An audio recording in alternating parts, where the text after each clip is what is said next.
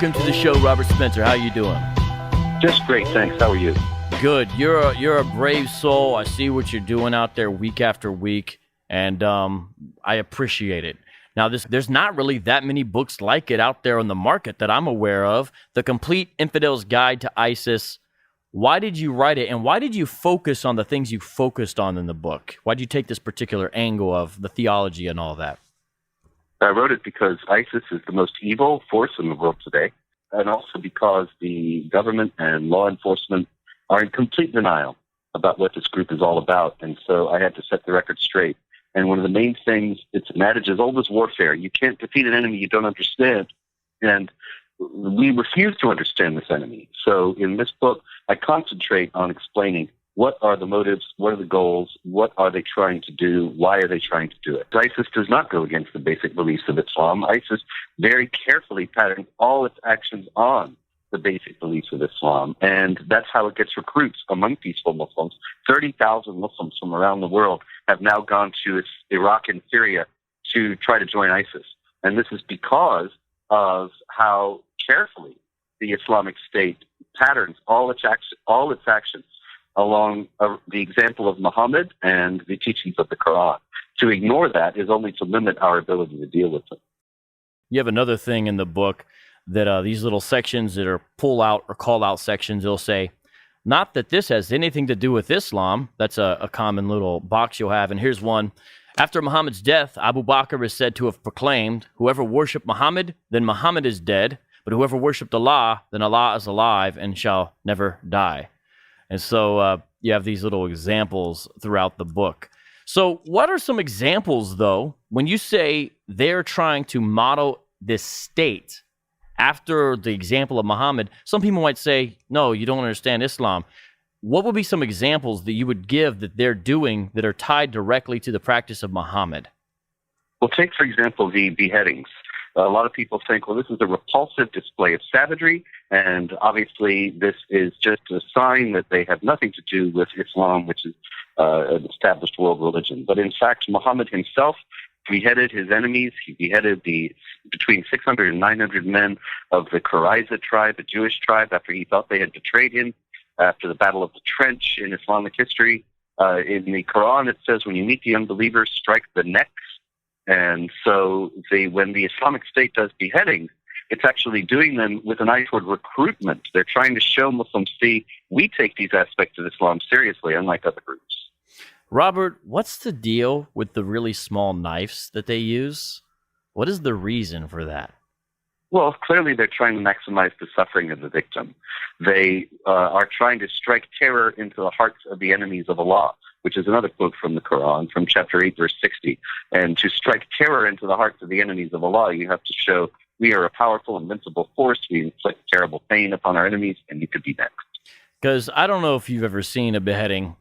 I'm sure, Robert, you have, but they tend to use small knives, and so it has more of a hacksaw back and forth action, which takes quite a while to complete.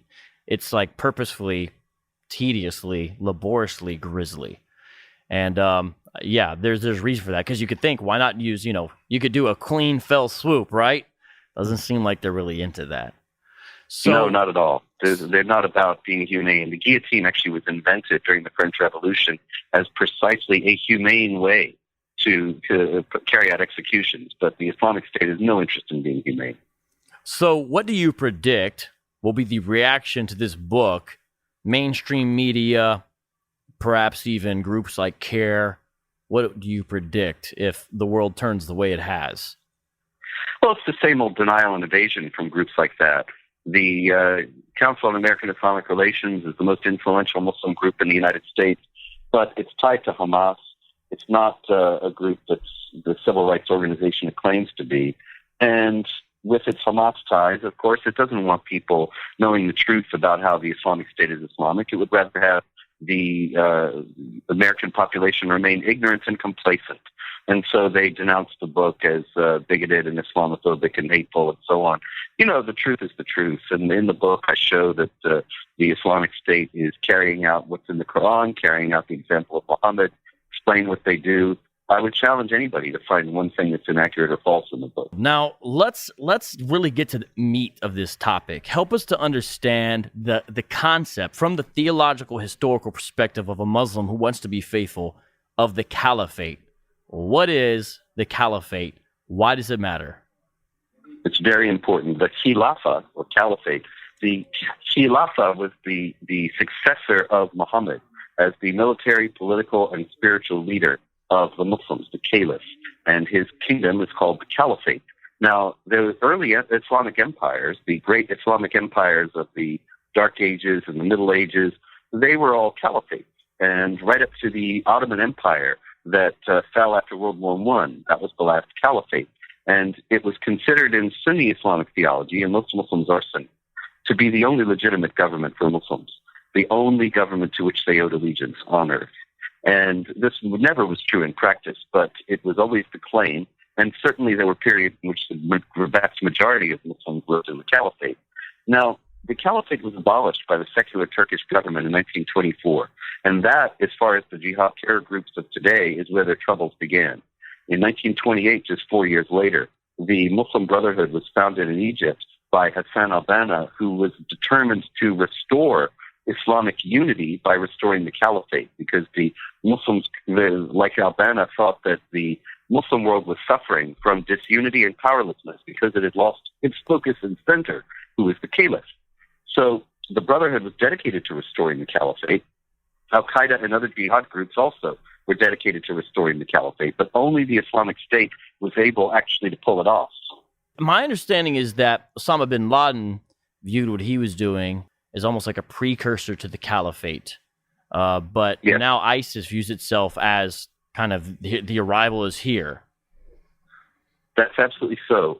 In the book, I have correspondence between Zawahiri, who was then Osama's number 2 man, and is now, of course, the leader of al-Qaeda, and Abu Musab al-Zarqawi, who was the head of al-Qaeda in Iraq, which is what became ISIS.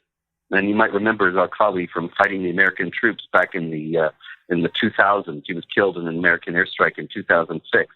Now, the plan was always, they all agreed that the plan was to establish the Caliphate and to establish it in Iraq.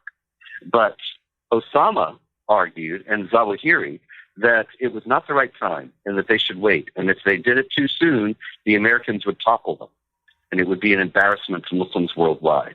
But Zarqawi and with the group that became ISIS said, nope, the Americans won't act. We can do this and we can pull it off. And so far, they've been right. Robert Spencer, you talk about the caliphates that nobody noticed, the Taliban, the Muslim Brotherhood. What's the difference, really? I mean, we're trying to hammer this. What's the big difference with ISIS? The difference is that ISIS succeeded. ISIS claimed its caliphate, declared its caliphate on June 29, 2014. So that's well over a year now, and it doesn't seem to be anybody there who can take them out. There are groups that have the will to destroy them, but not the means, and there are groups that have the means to destroy them, but not the will. But meanwhile, ISIS just keeps going. Now, by contrast, al-Qaeda did declare the caliphate and declared Mullah Omar of the Taliban caliph in 1996. But when the Taliban was toppled from power after 9/11 by the American troops, that was the end of his claim.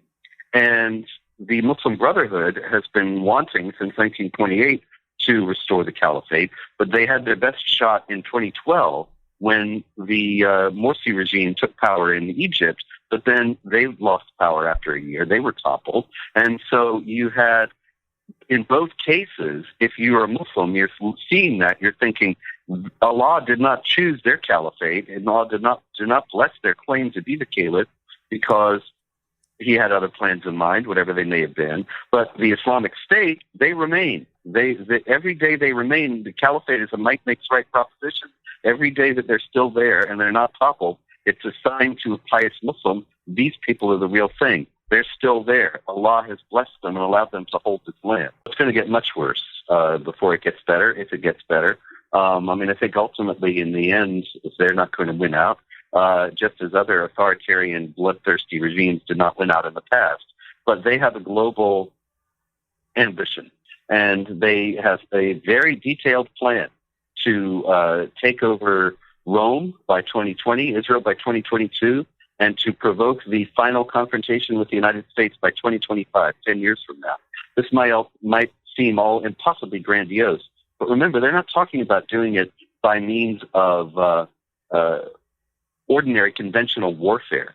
They're talking about doing it by subversion. I mean, like with this refugee crisis now in Egypt, they said that they said last February they were going to flood Europe with 500,000 refugees. And now Europe is being flooded with refugees, and they're boasting that they have sent at least 4,000 into Europe already and more coming. So I think that we've only just begun to see the damage that this group is going to cause. And you talk about an ISIS ebook. This is a quote from the ebook where you have a section called Smuggling Lessons. It says, many jihad preachers and supporters who left Afghanistan came to Europe as refugees in the early 90s and later married convert Muslim women and got permanent stay where they lived. Countries with the biggest jihadi populations in Europe were Belgium, France, and later in the UK. And so you're saying that that's part of the way to spread the ideology? Absolutely, absolutely. And see, people don't know.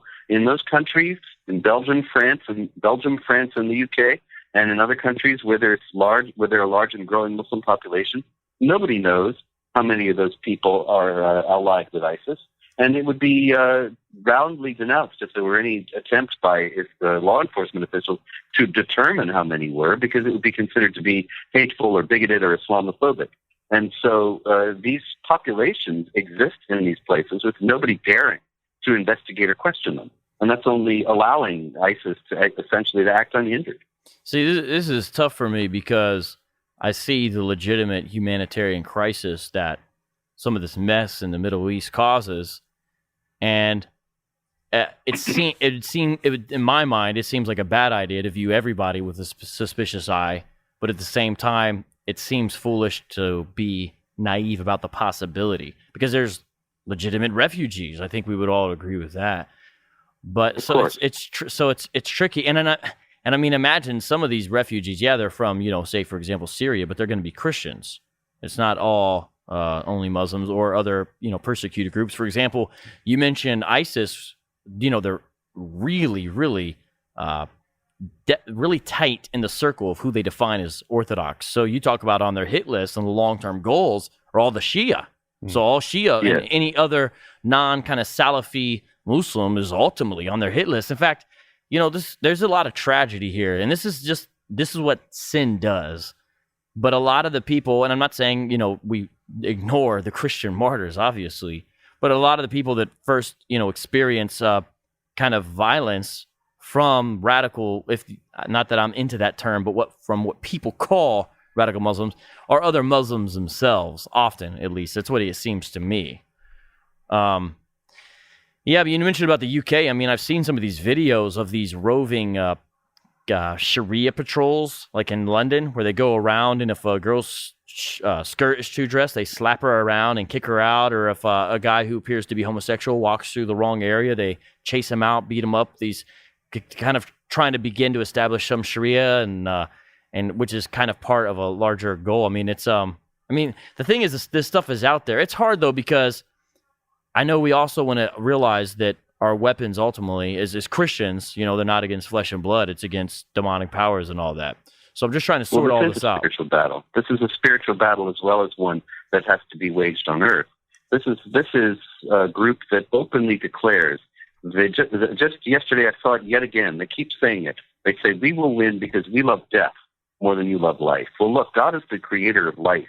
And so God is the creator par excellence. And so these people, they love death. They love destruction. They love destroying things, and they love killing people. That is obviously the quintessentially evil spiritual force in the world today.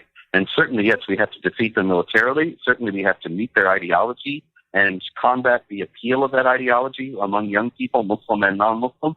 And above all, yes, we have to understand that this is not just a spiritual battle. This could be the spiritual battle. The unfortunate fact is that the Islamic State can and does point to the Quran and the example of Muhammad to justify what it does and to make recruits among peaceful Muslims. I'm very glad that there are Muslims who oppose them, but we have to understand that we have not seen large numbers of Muslims standing up and doing anything to combat ISIS recruitment because they know very well that they have the text on their side.